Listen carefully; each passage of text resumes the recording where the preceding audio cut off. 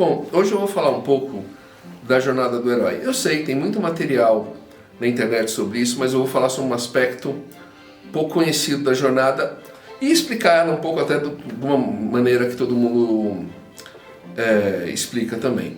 Muita gente vai dizer que a jornada do herói é a estrutura de história perfeita, mas o que pouca gente sabe é que, na verdade, a estrutura é do personagem. E como muitas vezes o personagem é o protagonista, termina sendo a estrutura de história, mas não necessariamente é a estrutura de história, mas sim do personagem.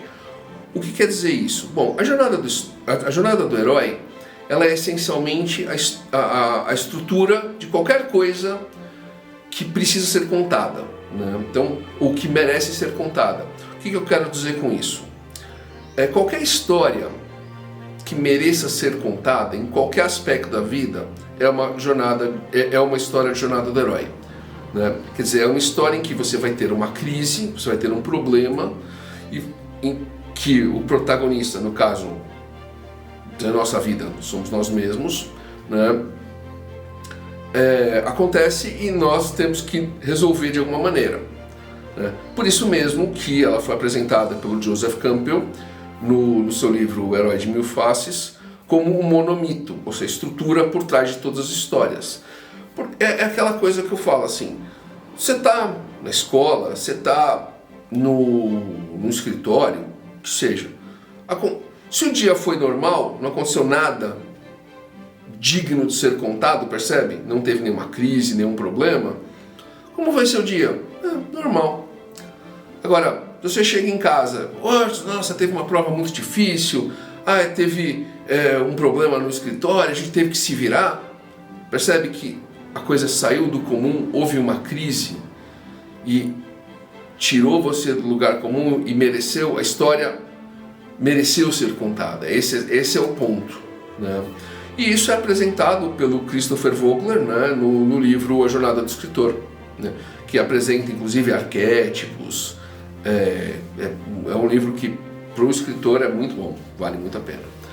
De qualquer maneira, como eu falei, exatamente esse é o ponto, é um arco de personagem, né? O personagem ele vai começar a história sem saber, né? sem saber resolver a crise, vai terminar a história, né? Seja o dia, havendo resolvido a crise, ou seja, se tornando uma pessoa, um personagem melhor, né? Então, se você for ver, até acontece o seguinte, por exemplo, vamos fazer um exemplo, uma prova, né? Você está numa prova, está acontecendo uma coisa, você fala, mas isso eu não sei, é uma crise, né? Mas você pensa, poxa, mas eu sei aquilo ali, e aquilo ali eu posso fazer usar essa experiência para tentar fazer uma coisa semelhante. E você vai lá, Então, esse conceito de você pegar alguma coisa que você já sabia, né, extrapolar e criar, é o que a gente chama, um aspecto psicológico, né, esse se torna o conceito do mentor, o conceito do aliado, que você sabe, né, mesmo que não esteja em relação direta com a crise, se torna o seu mentor, os seus aliados, né? E é por isso que a jornada é um monomito, porque ela acontece no seu dia a dia, né? Ela acontece na sua vida e, portanto, quando você procura achar ela no mito, achar ela na história, você sente empatia para com o personagem e empatia para com a história, porque você vê nela uma coisa que acontece com você também, né? Então, por exemplo, se nós formos analisar essa questão do personagem, né, nós temos personagens que vivenciam a jornada em N obras, né, da cultura pop, da história. Então você tem o Luke Skywalker, a Katniss Everdeen, o Neo, o Frodo e o Bilbo Baggins, né? Então você está falando de Star Wars, Matrix, Jogos Vorazes, Senhor dos Anéis, né? Mas não só isso, você tem no Capitão América, no Thor, no Homem de Ferro, né? Esse aspecto do arco do personagem. O que quer dizer isso? Por exemplo, o Luke Skywalker, ele começa um jovem comum, né? E termina um Cavaleiro Jedi, termina um adulto, né? houve uma mudança, houve um crescimento do personagem. A Katniss Everdeen é a mesma coisa, ela já tem todo um preparo, ela é uma personagem bastante masculinizada no começo, né? Ela caça, ela é uma sobrevivente, mas aí chega lá o Cina, chega pra ela e fala assim, olha, mas para você conseguir ganhar aqui, isso não basta. Você precisa chamar a atenção do público. E como é que ela faz para chamar a atenção do público? Se torna uma personagem mais feminina, né? Vem com aquela coisa de casamento, com outro rapaz, se mostra mais feminina. Ou seja, houve um crescimento do personagem, né? O Capitão América é a mesma coisa. Ele era bonzinho? Ele era um personagem essencialmente bom, né? Não era bullying, mas ele era fraquinho, aí ele fica forte. O Thor é a mesma coisa, quando ele é jogado, você pega os filmes novos, ele é jogado na Terra porque o Odin precisa que ele prove que ele é digno de se tornar o sucessor dele e retornar até o martelo. O Homem de Ferro é a mesma coisa, ele começa um pentelho e quando no final do filme ele já está melhor, né? Ou seja, aconteceu um arco de personagem. Ou seja, o personagem saiu do ponto 0 para o ponto 1 como personagem. Por que eu digo isso, né? Então, se você for analisar, todas essas histórias de jornada do herói, como arco de personagem, você tem que ligar a história ao personagem. Então, por exemplo, sei lá, o personagem não gosta de ficar sozinho, então ele vai ficar sozinho.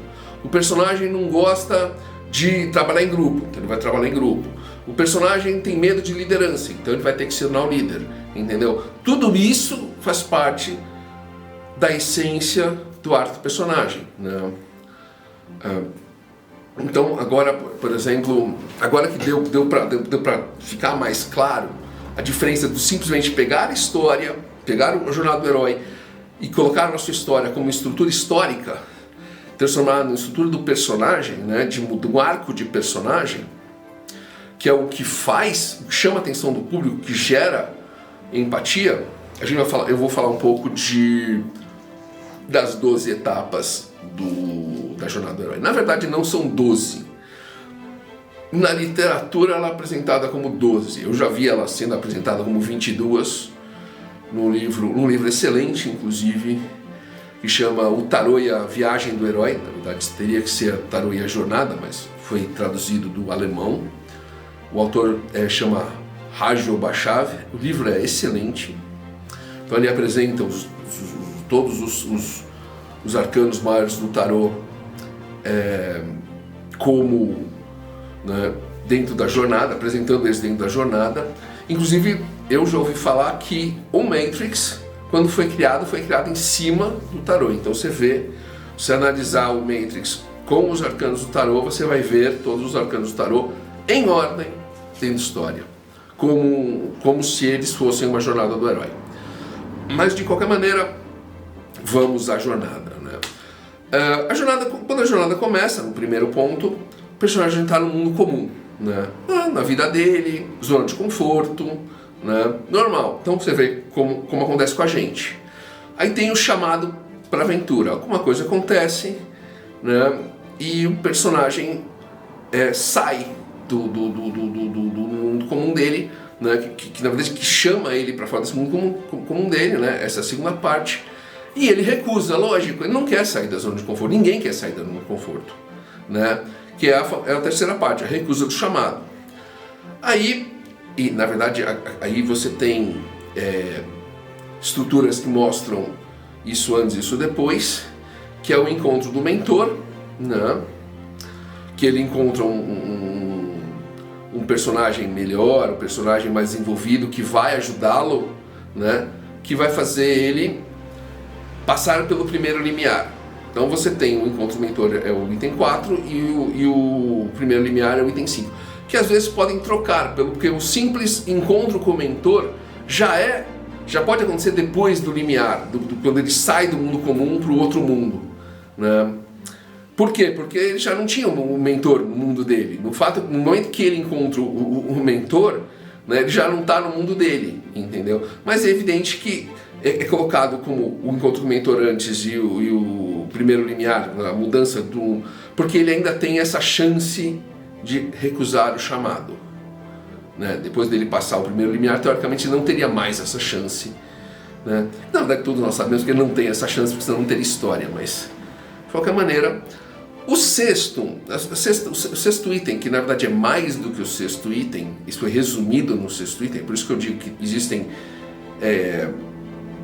você pode ver estruturas maiores, né? Inclusive na Jornada do Herói, no Herói de Mil Faces, você vai ver a jornada de uma maneira completamente diferente, um aspecto totalmente psicológico, mas você tem outros elementos que vão te dar mais, né? Você vai ter testes, aliados e inimigos, ou seja, esse sexto ponto, na verdade, pode ser do sexto, sétimo e oitavo, percebe? Ele vai começar a ser testado, encontrar seus aliados e começar a enfrentar os seus inimigos, né?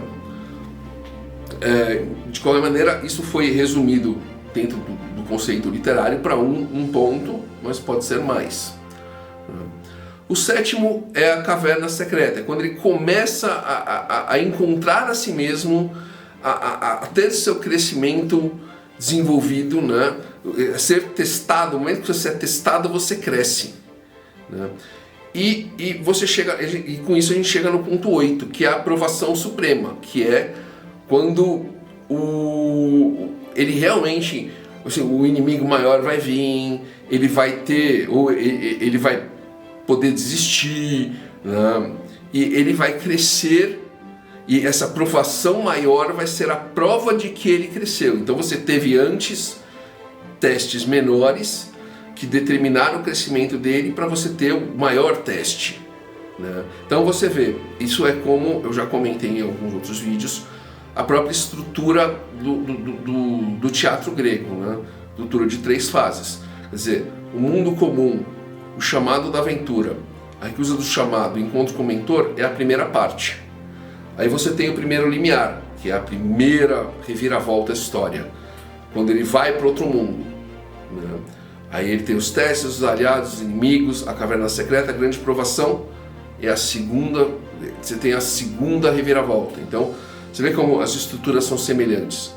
Eu estou apresentando a jornada, ela tem 12 fases, né? E você tem o elemento a estrutura do teatro grego, que são 3 fases.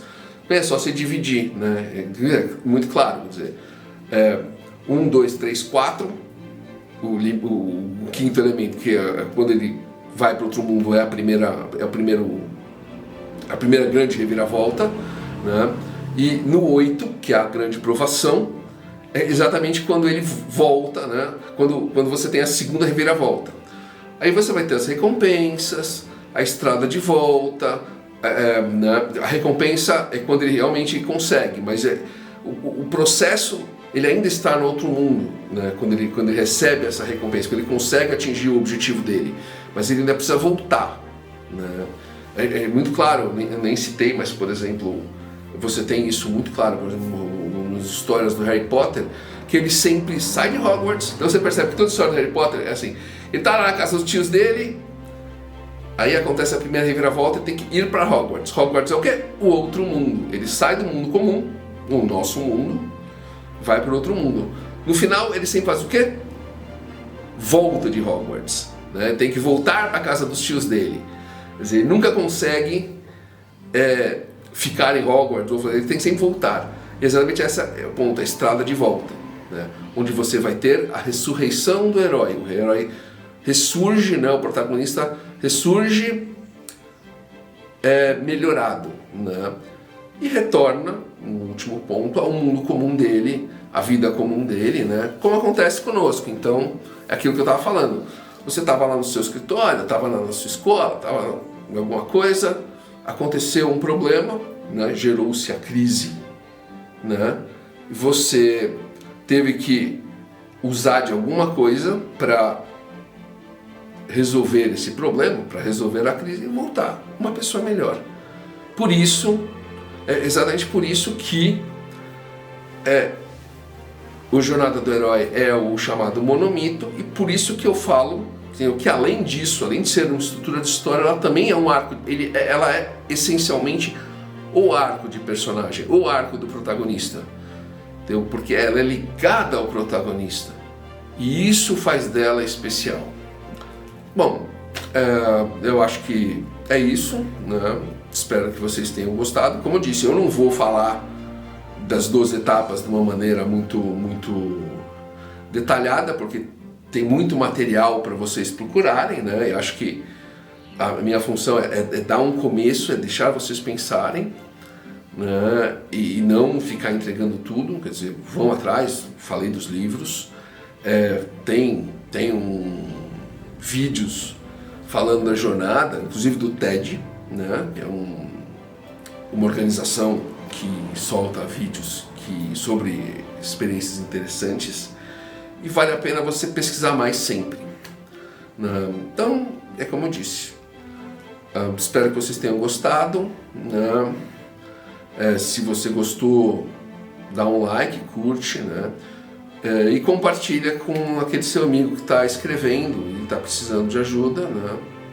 Nos siga aqui no YouTube, nas redes sociais, Face, no Instagram, né? E bom, espero você no próximo vídeo.